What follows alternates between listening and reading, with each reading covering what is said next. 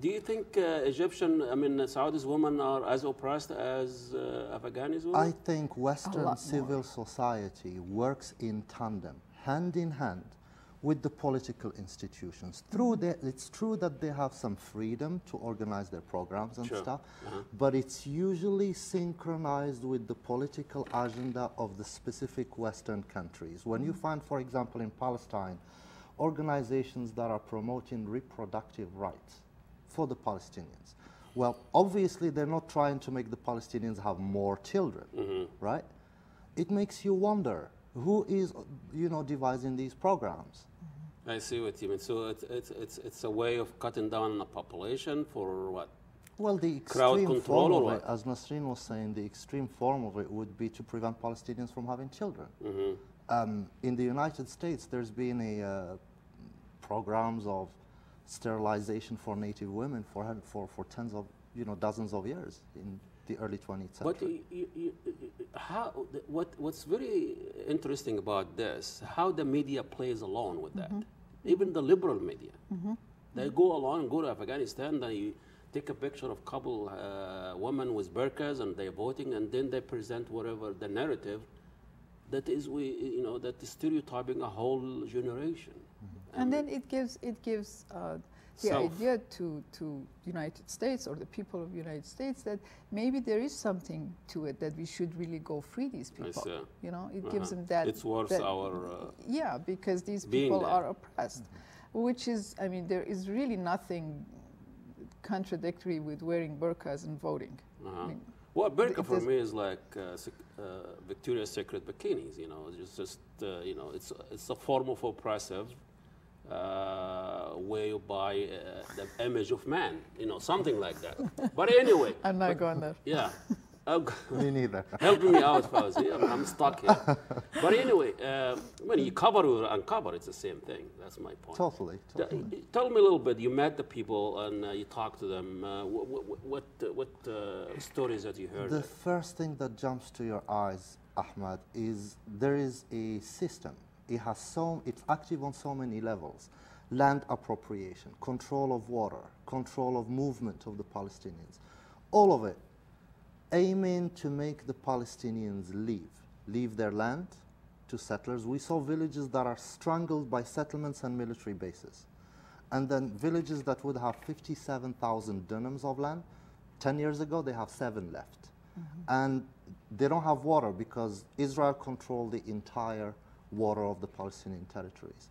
But you look across the road to the settlement and it's green and lush and there's greenhouses and settlers have no problems with freedom of movements. Their roads have no checkpoints. And this is in occupied territory. This is in the occupied territories. And legally they're not supposed to be there. Let me tell you another fact. We saw hundreds and hundreds of people. We only saw the Israelis armed. We did not see a single Palestinian carrying guns or threatening violence or anything. There were Israeli soldiers. That's almost the opposite what we see on media. And the Israeli civilians, the settlers, walk around with their guns dangling on their shoulders. Also. They're civilians that are armed. Militia. Essentially, yes. Taliban-like. Pretty much. Why this is not looked at as a Taliban-like? You have people, militant Jewish settlers that believe in a great sense of this is our land, this is our divine promised land, and all that, it's ideology driving them to be there.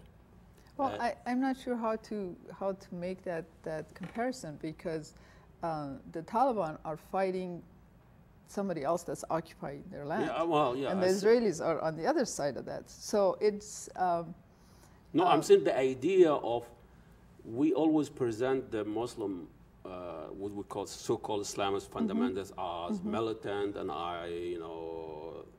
those Islamists are the Jewish settlement. Jewish. Is there an equivalent for Islamists? Well, we always talk about Muslim fundamentalism, but tell me, Ahmed, who is talking about Jewish fundamentalism? Yes. We've seen settlers throw in Palestinian families in Jerusalem in broad daylight. The Israeli court issued the evacuation order because some settler comes and says, some Jews owned this house in 1882. The court issues the evacuation order. The Israeli army comes to throw the Palestinian family in the street, and brings the settlers to move in.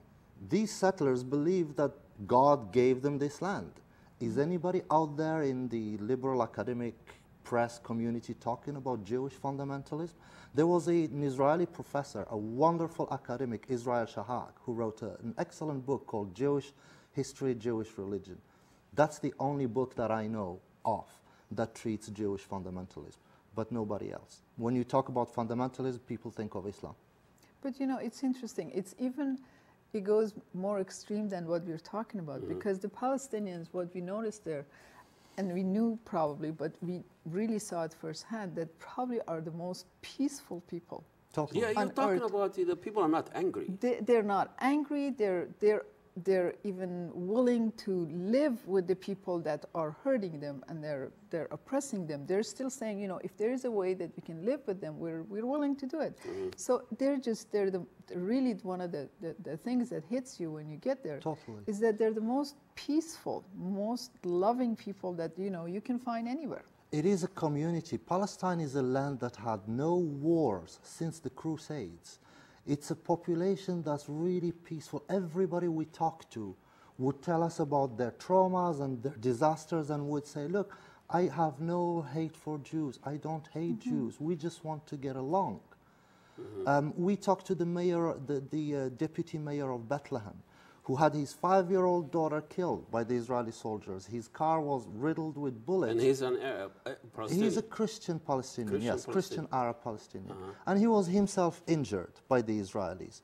And he was telling us, I want peace. I have no problems with Jews. I have no problems with Israelis. Almost every single Palestinian told us what is the power structure under occupation? Who runs the show? Who runs the domestic? Who runs the municipality? Who communicate with the people? Who enforce the law? The West Bank is divided in 3 areas, areas A, B, and C. Areas A are under Palestinian civil administration.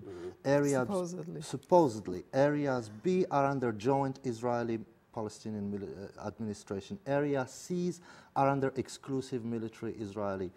But within the entire West Bank, the West Bank remains under the rule of the military commander of the Israeli army. So the Israelis go every night into Ramallah, they invade houses, they arrest people. Every night they do it, and the Palestinian Authority cannot do anything about it.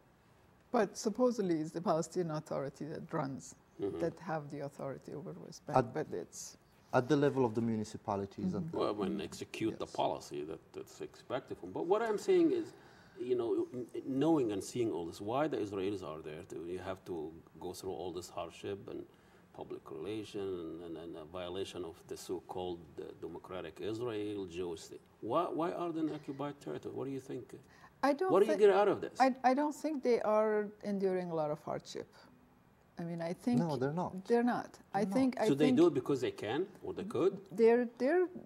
What is the overall strategic objective I of being think there? water is a central element. The water that Israel and Palestine has, all of it, there is 7 aquifers, 4 under the West Bank and 3 under the Gaza Strip. And I think, and people have told us that it's because of the water that Israel does not want a Palestinian state. So what's happening is that Israel has plans, for example, by 2020 or 2025, they want to have probably 7, 10, 15% Palestinians left. And they're going about it, doing it in a systematic and open fashion, really. You know, this water situation is very interesting because what they've done since after 67 is that the Israelis own and control the wells, the water wells that are on Palestinian lands. So they come and get the water out of the well, which is on Palestinian land, and sell it back to the Palestinians. At 4 times its price.